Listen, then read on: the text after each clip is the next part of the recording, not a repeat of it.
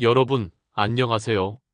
40년 넘게 진료실에서 환자들을 만나면서 느낀 왜 지금 관계 정리가 중요한가에 대해 여러분들과 공유하고자 합니다. 오늘 제가 여러분과 나누고 싶은 이야기는 노년에는 관계를 정리하세요라는 조금은 낯설고 하지만 아주 중요한 주제입니다. 어떤 분은 이렇게 물으실 수도 있습니다. 선생님, 나이 들면 외롭잖아요. 그럴수록 더 많은 사람들과 어울려야 하는 거 아닌가요? 그 말 틀리지 않습니다.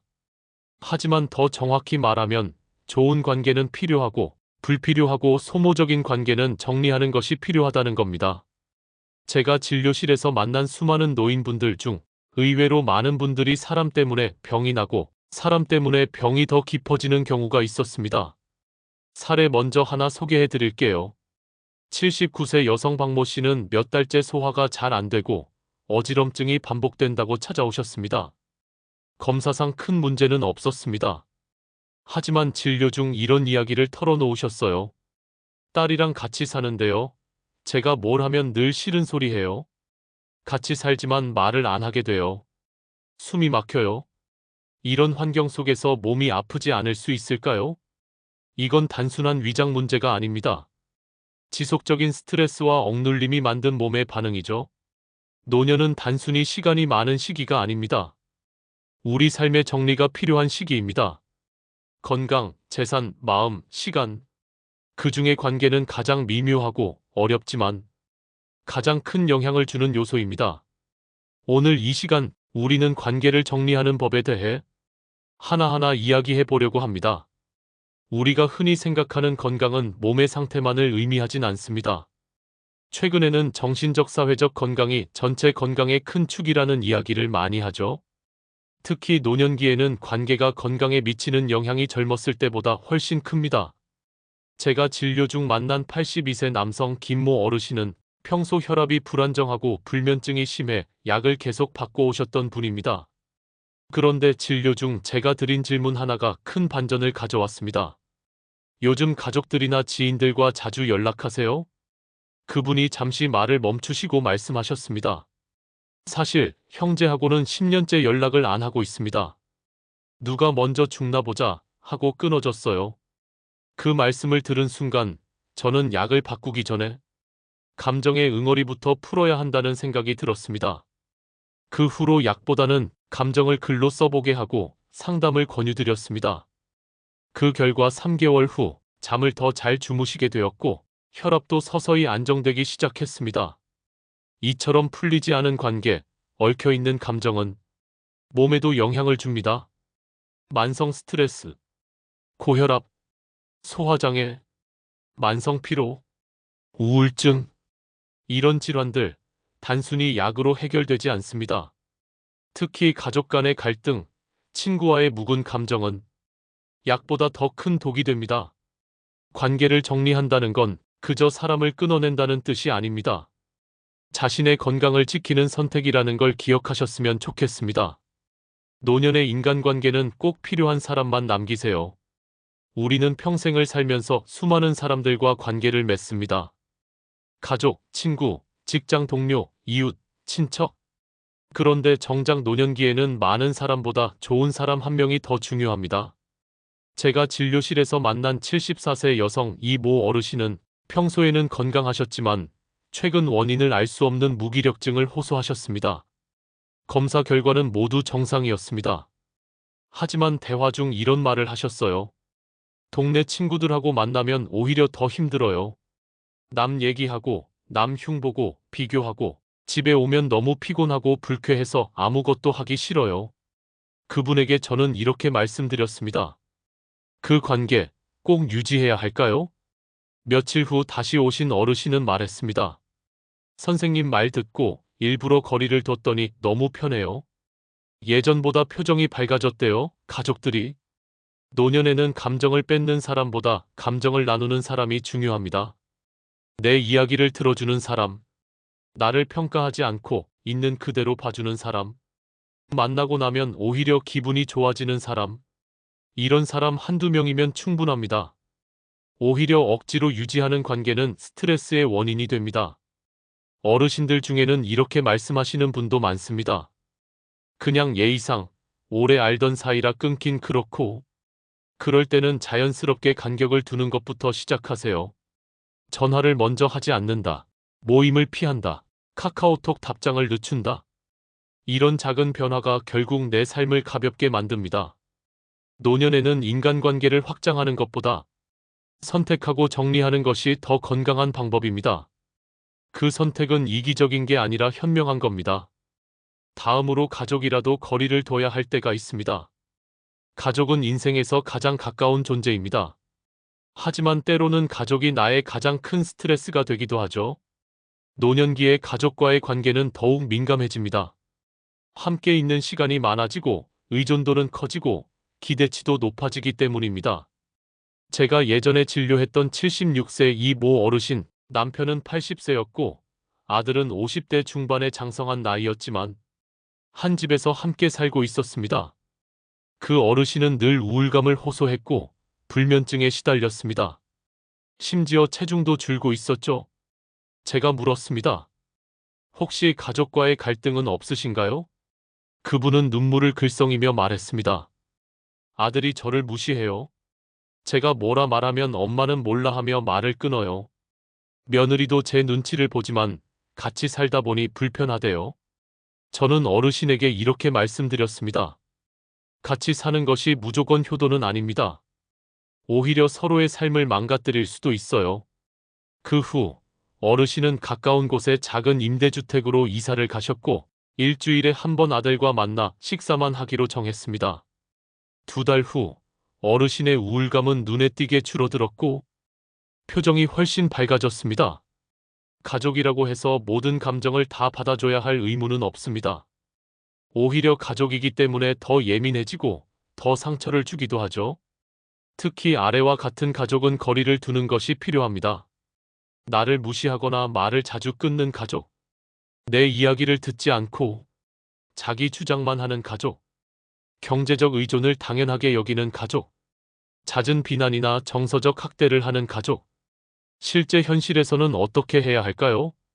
같은 집에 살아도 개인 공간은 반드시 확보하세요. 식사나 가족 행사 외에는 적당한 거리를 유지하세요.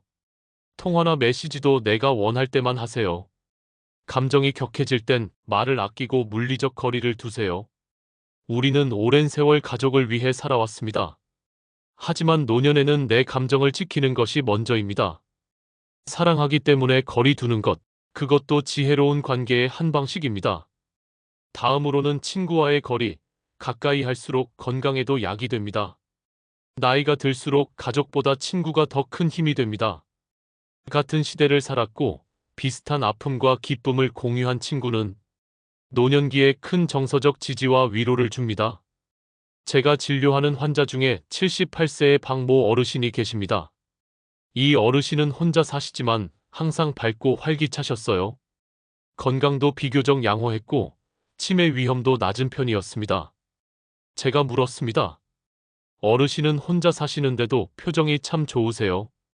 그러자 박 어르신은 웃으며 말씀하셨어요. 일주일에 2번 고등학교 친구들과 공원에서 아침 산책을 해요. 그 친구들과 웃고 떠드는 게 제 인생의 보약입니다. 이 어르신의 사례처럼 친구 관계는 신체적 건강뿐 아니라 정신 건강에도 긍정적인 영향을 줍니다. 친구와의 정기적인 만남은 우울증 예방 효과가 있습니다. 대화를 자주 나누면 인지기능 유지에 도움이 됩니다. 외부 활동이 늘어나면 운동량이 증가하고 이는 심혈관 질환 예방으로 이어집니다. 그러나 모든 친구 관계가 좋은 것만은 아닙니다. 다음과 같은 친구는 관계를 재조정할 필요가 있습니다. 늘 남의 험담이나 부정적인 이야기만 하는 친구, 나를 이용하려고 하는 친구, 늘 자신만 이야기하고 나의 말을 듣지 않는 친구, 경쟁심이 강하고 늘 비교하려는 친구. 이런 친구는 정서적 에너지를 고갈시킵니다. 친구는 나를 위로하고 웃게 만들어주는 사람이어야 합니다. 나이가 들수록 우리는 고립되기 쉽습니다. 그 고립을 막는 가장 효과적인 방법 중 하나가 바로 좋은 친구 관계입니다. 노년의 친구는 약보다 강한 치료제입니다. 하루 한 번 친구와의 대화로 삶을 건강하게 유지해 보세요. 다음으로는 갈등을 줄이는 말습관, 노년의 관계를 살립니다.입니다. 노년이 되면 우리는 젊을 때보다 더 자주 말 때문에 상처를 주고받습니다. 관계의 대부분이 말 한마디에서 시작되고 말 한마디에서 끝나기도 합니다. 그래서 말습관을 바꾸는 것만으로도 인생 후반의 관계를 지키고 회복할 수 있습니다. 84세 이 모 어르신은 오랜 친구와의 관계가 단절된 상태였습니다. 이유는 단 하나, 나도 그 나이에 이미 손자 돌봤다는 말 한마디 때문이었죠. 친구는 자신이 힘들다고 털어놓은 순간 비교하는 듯한 말을 들은 게 너무 서운했다고 합니다. 이후 둘은 5년 가까이 연락을 끊고 살았습니다. 하지만 우연한 기회에 다시 만나 화해를 시도했고 결국 그땐 내가 말을 잘못했어. 널 위로했어야 했는데 라는 진심 어린 사과 한마디로 둘은 예전처럼 가까워졌습니다. 노년기의 인간관계는 감정에 더 민감하게 반응합니다. 젊을 때는 에이 뭐 그럴 수도 있지 하고 넘기던 말도 노년에는 나를 무시하나?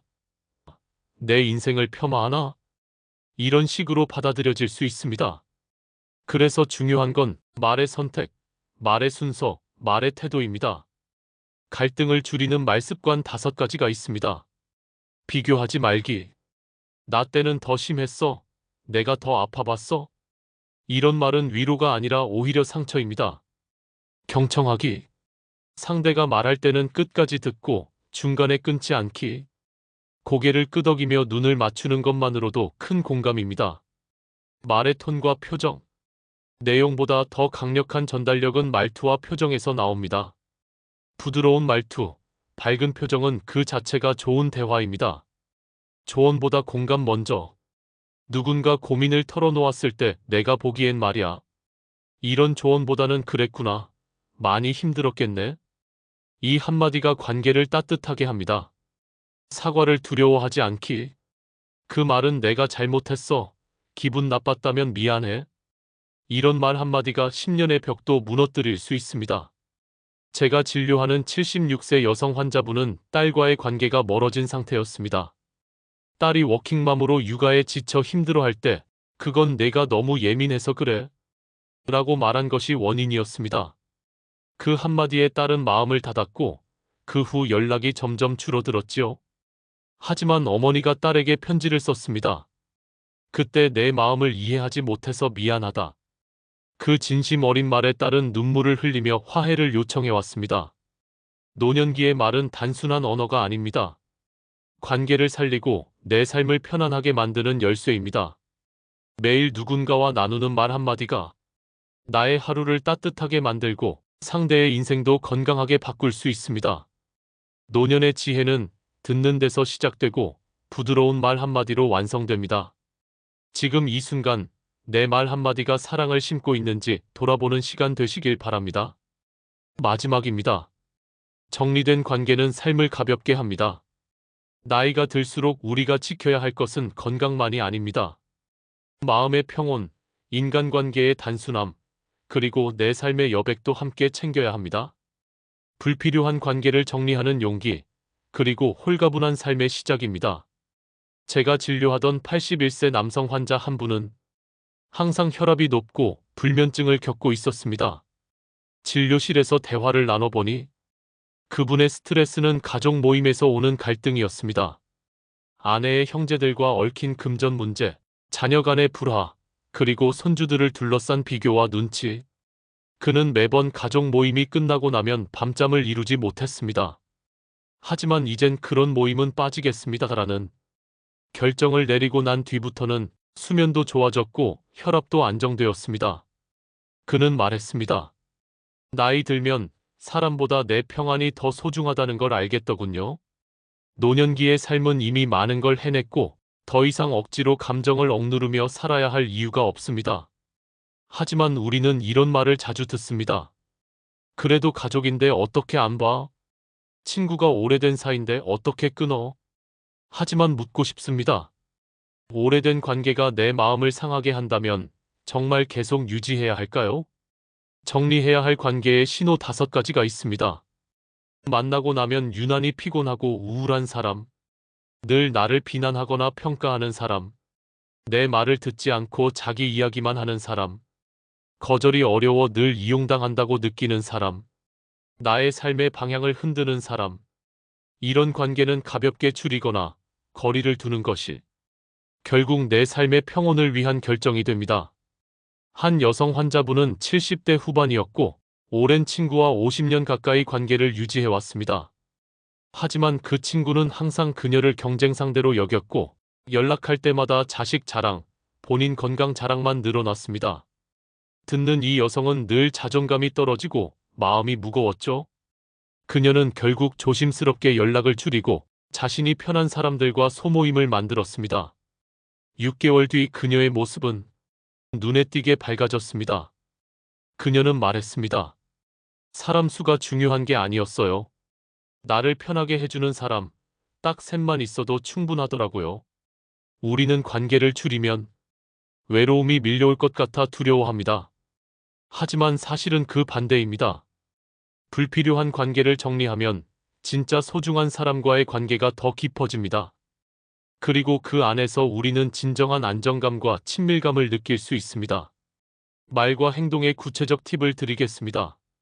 1. 거리를 두는 표현 연습하기. 예를 들면 요즘은 몸이 예전 같지 않아서 자주 연락 못해요. 또는 당분간 혼자 있는 시간이 필요해서 모임은 쉬려 합니다. 2. 차단이 아닌 정리의 방식 선택하기. 무례하게 끊는 것이 아니라 자연스럽게 점차적으로 간격을 두며 나가는 것이 좋습니다. 3. 나를 편하게 해주는 관계에 시간 투자하기. 좋은 관계에 집중할수록 불필요한 관계는 저절로 멀어집니다. 70, 80, 90이 되어도 우리는 여전히 누군가의 기대, 평가, 눈치 속에 살아갑니다. 하지만 이제는 누구보다 내 마음의 편안함을 먼저 챙겨야 할 시간입니다. 사람이 많다고 외롭지 않은 게 아니고 사람이 적다고 쓸쓸한 것도 아닙니다. 나를 편하게 해주는 단 몇 명의 사람과 고요한 일상을 함께 나눌 수 있다면 그것이 바로 노년의 최고의 관계이자 행복입니다. 이제 정리할 것은 정리하고 내 인생에 정말 필요한 사람과 함께 가는 삶을 시작해 보세요.